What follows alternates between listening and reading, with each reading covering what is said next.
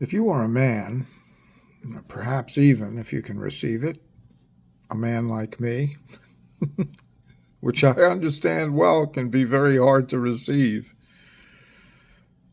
But if you are a man, you soon discover how little men like to be told anything, how very little men like to be told anything. For the most part, it's a case of, I will find out for myself. I prefer to find out for myself. I will know for myself. Now, there's nothing wrong in that, God forbid. God would even have us find out for ourselves. But we discover how little men like to be told anything. They need to know for themselves. Now, there are situations in which we find ourselves placed as fathers or some sort of authority where it's inescapable that we are in such a state or positioned to speak and tell or give by instruction, even command of the how things are, and that in certain situations others are themselves positioned, like children, to receive that, and if not receiving, that there is a greater discipline than having to receive that. And that when we refuse instruction, there are consequences. And there are those positions we place ourselves in purposely for instruction, but it's always to some end of gain. Okay? The physician, he puts himself under willingly in a position of learning from the authority of how to do a certain thing, but it is to the end of self-interest that at some point he will gain to himself such experience and skill and expertise as to practice alone.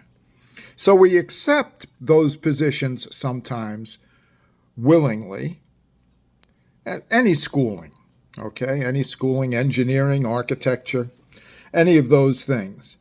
But it's never just for the sake of being perpetually under instruction.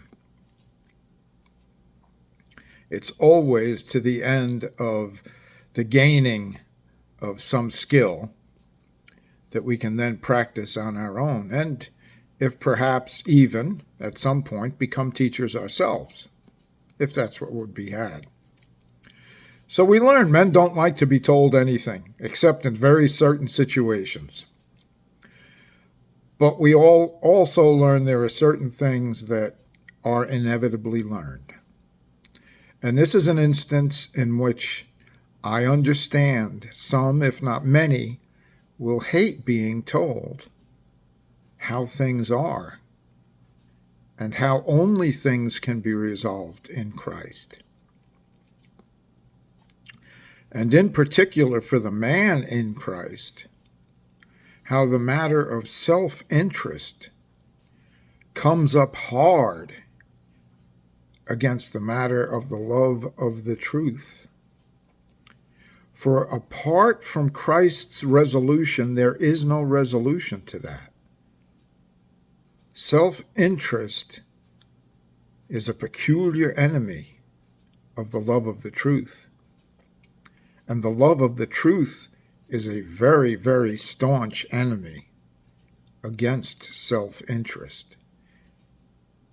Because any man with most any experience at all soon discovers self-interest has a way of bending things to its own interest, to its own plan, to its own purpose.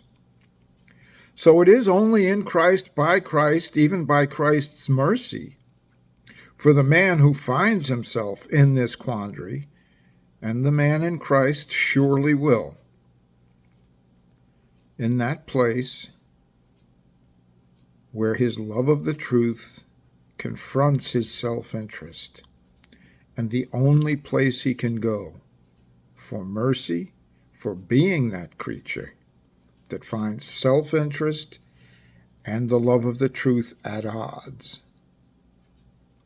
is forgiven for being that creature.